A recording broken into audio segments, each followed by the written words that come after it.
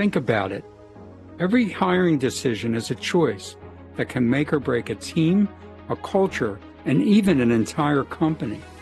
So how do we make the right choice? Hi, I'm Dr. Mickey, and welcome to Inside the Mind of Hiring. Here we'll uncover the psychology and strategy behind effective hiring. Because the right fit isn't just about skill or experience.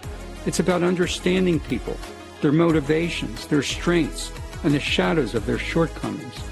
Together, we'll tackle the tough questions. How do we look beyond bias?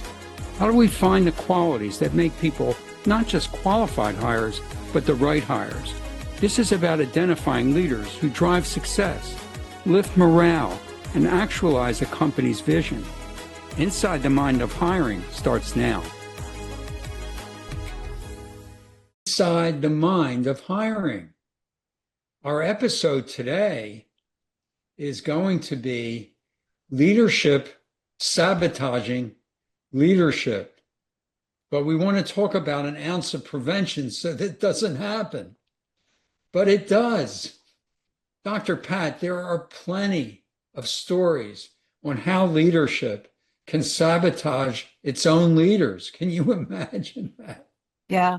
Don't you think, Dr. Mickey, some of it's conscious and some of it's unconscious or subconscious sometimes? I was thinking a lot about that, and I think it can be both. It could be conscious and subconscious. Yeah. Yeah. And we talked about examples of that in the last couple of weeks, actually, where it could be subconscious, and it just appears in behavior that's just inexplicable on the part of leaders and how they're sabotaging their own leaders. Yeah. It's true. Yeah. But that is true because it's based on sometimes feelings that aren't on the surface. For example, like jealousy, that could be going on. And that can create a sabotaging situation. So, some of these stories revolve around, let's say, newly hired leaders who are maybe having some difficulty with a little friction. We talked about you can't necessarily get rid of people that are creating some friction because they can be really good. But, they might have some difficulty or missteps in achieving credibility with their managers and their base of influence with their managers, and how a company's senior execs or owners can make matters worse and prompt unnecessary failures. There's one such story I'd like to talk about with you, Dr. Pat, and our viewers, where I was involved, and I'm truly trying to help them avoid, unintended or intended sabotage, trying to prevent it. So it was nice that in this particular story, I had an opportunity to engage a client and perhaps help them accomplish what I think they really want, which was to enable a new leader's success and diminish the possibility that they were going to do something that, to inadvertently help that person fail rather than help them succeed. So what was the situation and problem, and what did the business or do the business owners think about it and the solutions that they could probably use or possibly use to solve the problem? And I'd like to get into a discussion with you about what we think about those options and what I ultimately recommended to them. Yeah. So the situation is we have a manufacturing organization, a manufacturing business of about 150 million in sales. And it's run by a third generation president and who's being guided by happens to be his father, who's the second generation, owner and CEO and chairman of the organization today. Now, this third generation president has been a very successful contributor to the company. It's a real blessing to the owner to the second generation CEO that he is. And he's been involved in that business as of the president for about 4 to 5 years now. He's been very successful.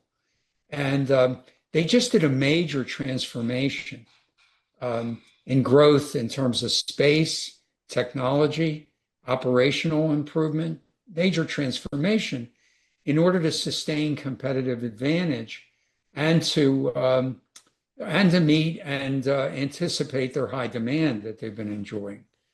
And this was very successful transformation. So now the third generation president they just went out and hired a COO. His name is John. That's what we're going to call him.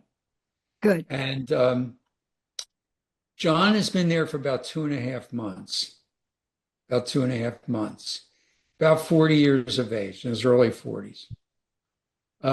He's there to enable the day-to-day operation, the smooth day-to-day operation of the business, of the manufacturing, and the operation supporting it. And but he's allowed to promote and execute incremental improvements, as long as it's not transformational, because they're just catching their breath from that. And for the foreseeable future, they want to sustain that and tweak it, but they don't want to get into another transformation, not for a little while.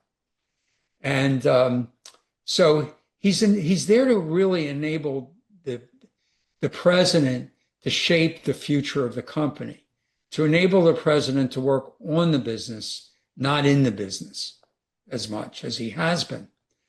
So that's what he's chartered to do. In selecting him and screening him, they found him to be bright.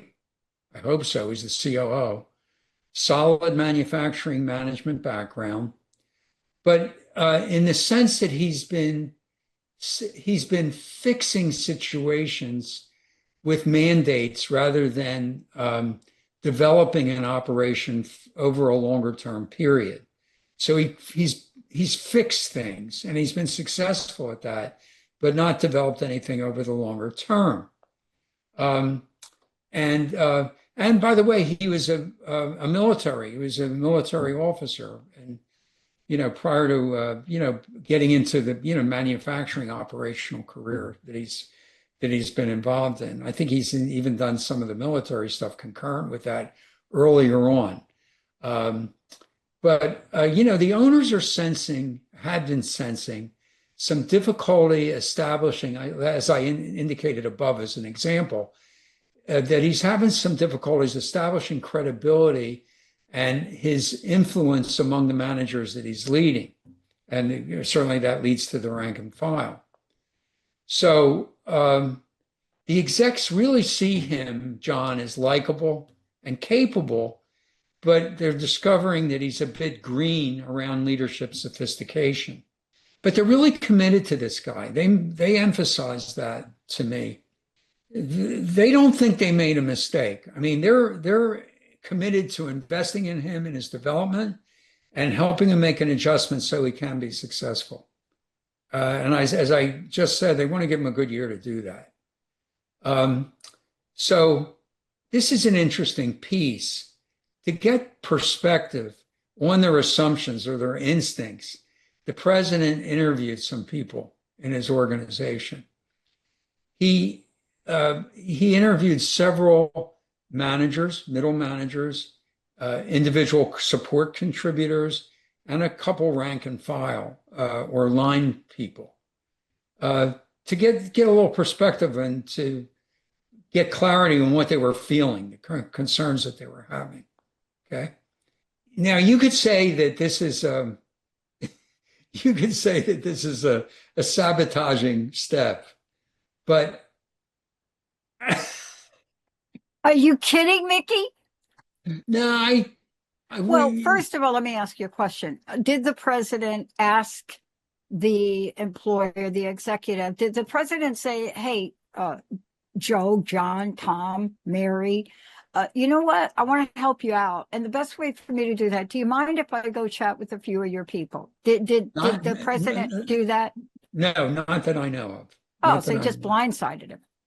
Well, he chose them. He chose them with some forethought. They're longstanding employees, Dr. Pat. He trusts them. He trusts them that they would do the right thing because they've always done the right thing for the company. They're highly engaged. They care, and what he doesn't feel that they would do in any way, shape, or form is undermine this guy based on the questions that he asked and what the information that they share with him. Okay, so there is a risk to that, and I agree that that could have been a risk that he didn't engage. From what I know, he chose them with the right attitude, and they seem to be the right people. And in a lot of closely held or companies that are owned by people, they usually have a good sense of who's going to get them in trouble and who's not. Okay, it's been my experience. So basically, what they told him is they told him that they like John. They told him that they think John is knowledgeable. They think he's knowledgeable. So they respect his knowledge, but he's been coming to them with potential, incremental improvements and changes. And what they've discovered about John is that he's not really clear or committed to what he wants to do, and he's not clear in explaining it. Okay. And he's also not engaging them around what ifs to check himself about how they see the situation and their perception of the tactics that should be used in order to, accomplish these improvements. So he's, but he hasn't fallen on his face, but he hasn't been successful in engaging them and getting them to commit to anything and involving them around, the tactics for solving these problems. So, when after the president found this out, he and his dad called me to engage in a consultation with them to talk about options, about what they could do to improve the situation now that they understand it on his behalf a little bit better. Okay. But you're right. That was a risk. That was they could have undermined him by doing that, and they could have sabotaged him by doing that. My guess is they haven't yet done that. Okay. Well, from an organizational psychology point of view, they have sabotaged him. Right. You have a new player in your game. Right. You promised you're going to help them and help them grow.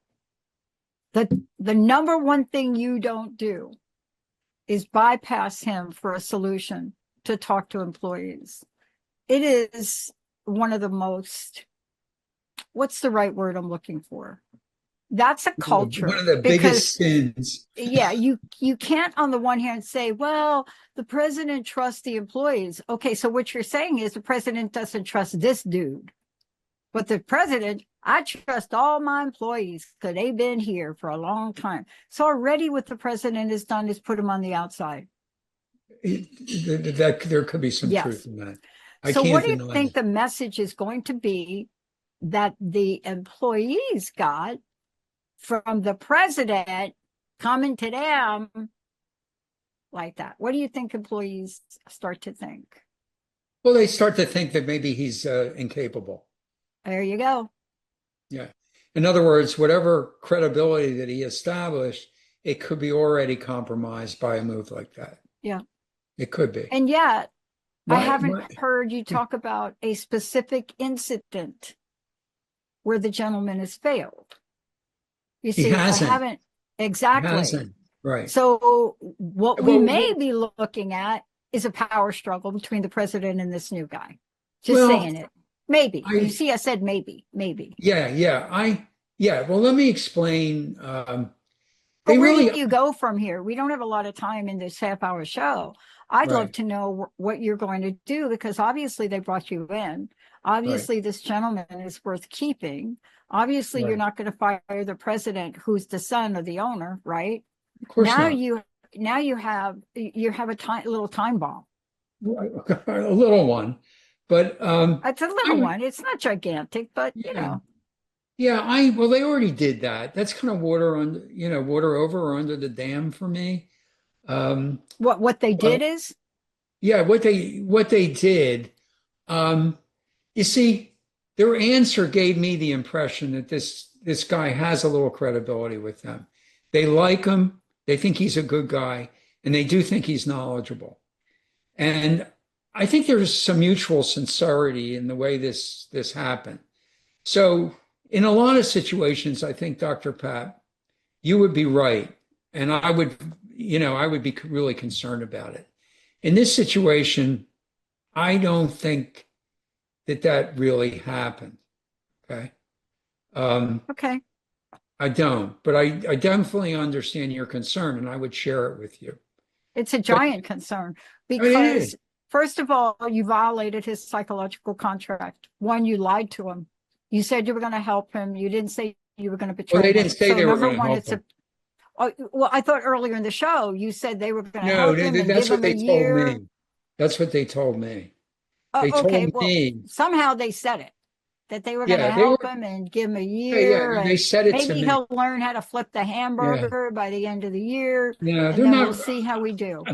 I don't think they're ready. I don't, Pat, by any form or shape, I don't think they're ready to give up on this guy at all. And I That's think they great really do want to help news. him. No, they really do. I So really what believe. they do next, Well, you see, I challenged them because I said you should have I, had me I assess knew the guy. you would. I knew you would challenge him, Dr. Mickey, or we would have to end the show right now. Yeah, yeah, I had to challenge him. But we interview a lot of people interview this guy. I said, but its interviews can still be misleading, yada yada yada. I didn't want to badger them, but I had to say it. I was really disappointed in them that they didn't have me. They do an assessment of this guy. Oh my God, the coach Yeah, is disappointed yeah, in you. yeah. I But thought for but you sure. had to say that because your Yeah, credibility's on the line too, yeah. Dr. Mickey. Well, the thing is, I had to say it, but I dropped it because I didn't want them to kick me out before I had a chance to influence them, right? Good So we idea. came up with three options. Option one was, Mickey, come in and do a developmental assessment, just like you did on the president a long Oh, now time. you're going to come in. Yeah, Oh, yeah, so the president did an assessment. Now you're going to come in and assess right, the guy as right. opposed to assessing the president. Well, that's an option. I already did assess the president I'll tell you, a you few assess the years ago. guy and I'll come in and I'll assess the president. Yeah, no, I was going to say, no, the one option was I come in and assess the guy, debrief him. They give him, Yeah. but they frame it for him. They let him know at that point what the issues are, and they want to help Oh, him. That's oh what my they let him gosh. know. Oh And my God. Jessica's listening to this, you know. they they they they do their best to get their buy-in. Come on, let me. Go ahead, Minnie. Bring us They, home on this one, they do Dr. the, Mickey. Come they on, do bring it home. the, Bring it on so home. I debrief him. We do a development plan. He gets aligned on the plan with the president, and then the president follows up with him on the plan, and I give him a little follow-up coaching as well. That's option one. Oh, and Okay. explain how they both betrayed him. Okay, of course. But no, that's But your then, role, though. I they mean, your frame it. role is to explain it, Yeah, right? no, You're the they intervener. right. Intervener? You're the consultant's going to come in. So Yeah, you have to yeah, yeah. explain to Yeah, Mr. New I'm Hire. the interventor. You I'm got to the say, dude, no harm, right, no foul. And he'll say, oh, yes, a foul and harm. But you're going to have to diffuse it. You're the right, diffuser. That's it. right. Yeah, That's right, you're not John Wick, but you're okay. I right, got you. right. So Now so tell us but how you solve it. they didn't say they were going to. They didn't say they want to help them because they didn't really know what the problem is before. Now they have a better sense of the problem. So that's one option. That's one potential solution. I spent 10 years studying this, by the way. Okay, I'm sure. You're just making me, I'm telling you, I'm having a heart palpitation right now. I can't wait to hear how you're going to bring this home and help everybody out. Well, the That's second like option. it's like having a little puppy and having pee on the rug right now. The second option is they're upfront with them on the issues. That's like the first option. Okay, so what the president does in this option, and this was his idea, by the way, uh, he models how to run a meeting with his people. He models it.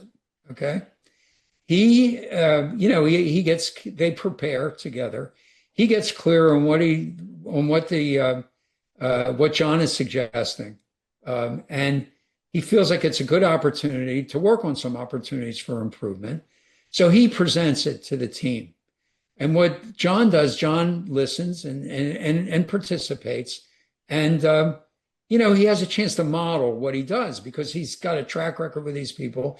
He knows how to handle them and he's very effective at handling them. And he has some sophistication. And he's good at it. So John has the advantage of the president modeling what he needs to do. Then they debrief on it, talk about what they learned, and then they follow up and go from there, develop a follow-up strategy together. I can't even get to the third option.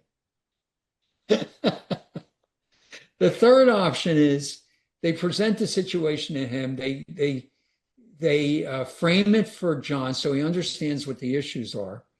And but John runs the meeting. He runs the meeting.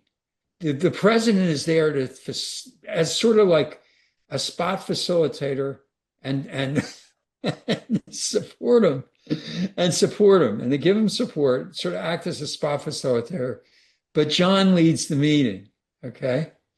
They debrief on it as before, and then they go from there with a follow-up plan after that meeting. But John runs it with a little support and help from the president. Okay. So first of all, what you're saying is John may or may not know that the president went behind his back, talked to employees.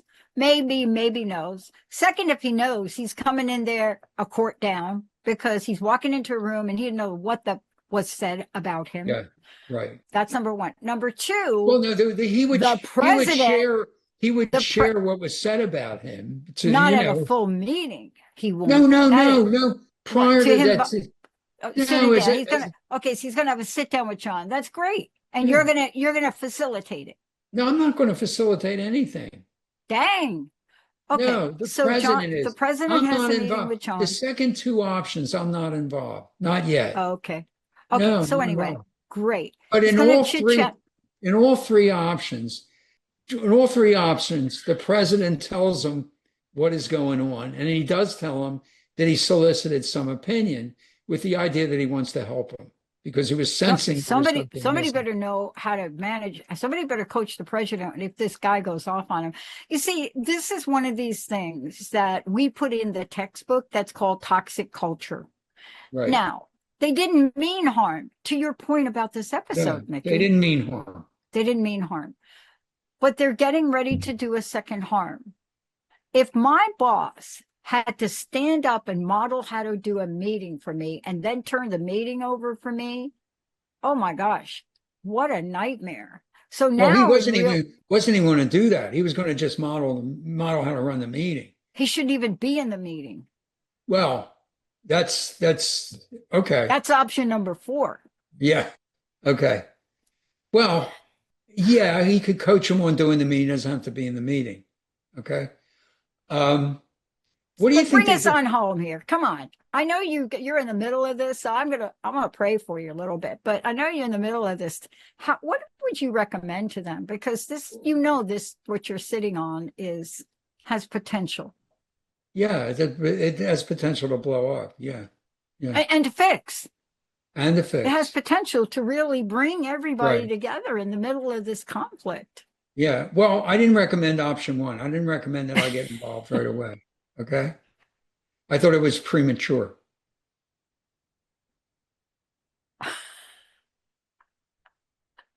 What's I think they have to engage with this guy now that they have an understanding of the issues.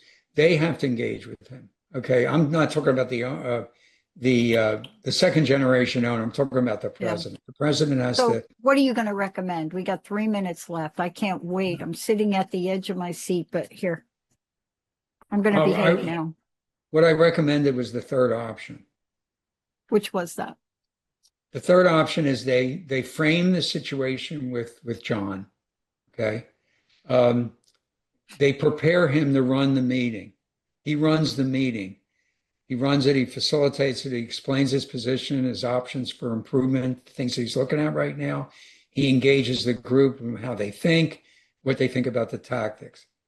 The president, because he wanted to be there, he wanted to run the meeting. All right. I said, if you run the meeting, you're going to kill his credibility. What did I say to you about the power struggle between the president and the new guy? Well, yeah, that's always a risk here. But the president is there to support him and to, at key times in the meeting, to ask the right questions, to facilitate the right direction if there's any faltering going on. He's there to support him. Maybe that's over dependence to you, and that will. No, No, That I will think it's undermine his credibility. blindsiding him and detracting from his credibility even more. He already has a Well, credibility no, issue. And you know they're how I gonna, know it? Because I've done suppose this he to says, Jessica. I've done this to suppose my he team. says that I want to present something to you guys. I want to discuss it with you. Who does, John or the president? No, John, Yeah, John. John's cool. Yeah, yeah. You got to So, let somebody learn by their mistakes, yeah, I understand. Well, right? they will, yeah, there will be a debriefing on it, and he will make some mistakes, and he'll learn from them. But that's the last time. That's the last time the president will be present at one of his meetings. Oh, no, the president's going to be there for that? Yep. You know, the last time a boss did that to me, I took my team bowling. You In this know, look, case, you're at a rock between a hard place on this because you have a past relationship with them. I'm not kidding. This is right, why when I do work with people like recruiters, we're two separate animals because I can be objective. But boy, you have a great opportunity. You are skilled, Dr. Mickey. You understand this like nobody's business. right. I really understand this one, don't I, Dr. Pat? You got, yeah. I mean, No, no. I'm just Well, getting the the, thing is, what I stopped was I stopped me getting involved too soon. I mm. stopped the president from running the meeting and being a model, and I settled because he didn't want to not be involved. I settled. We have got to do a part two. I know we got to end the show, but we have got to do a part two on this. When is this big intervention happening? Tell me it's not today. I don't know if it's going to happen, when it's going to happen. I do know they're going to keep me posted on it. Okay, you and I should talk before that because look, I've been in those situations. I really have. And I've been on the end of it of being a John. Right. And what I've learned is you have a situation, Dr. Mickey, that needs healing, even though you may not think it, even though John may be rough as tough, you know, what the president did is like a no-no. Now you have to undo the no-no, but instead you're undoing John because the president doesn't know how to step his ego aside and get out of the way. Right. But they need to bring you in to sit with the president and sit with the John. Right. Because I didn't mean the John, but you know what I'm saying. Sit with the president and John. Right. And you got to help the president understand, okay, Dr. Mickey, that this is something that could have been done differently. Right. If nothing else, talk to the president. Mickey, I am so glad I'm not you. Thank you for bringing this up today because we're going to have a part two of this. This was so good. Thank you, Dr. Mickey. How do people Let's see find if out we can about create a part two. I'll have to follow up. I already got a part two. You have been listening to Inside the Mind of Hiring with me, Dr. Mickey Fineberg. Tune in the first and third Tuesday at 11 on Transformation Talk Radio to discover the psychology of making successful hiring decisions. In each episode, hiring managers and HR pros will learn how to leverage assessments and other key screening sources and avoid common pitfalls. Job seekers will gain insight into successfully presenting themselves. For more information on assessing people for mission-critical jobs and on career assessment and coaching, visit deltaconsultants.com and my LinkedIn profile. If you'd like to write me personally, it's Mickey, Mickey, @deltaconsultants.com.